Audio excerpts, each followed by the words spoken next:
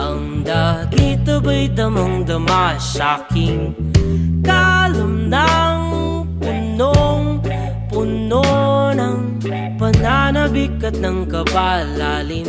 Sa'king bawat paghinga nakatitig lamang sa iyo.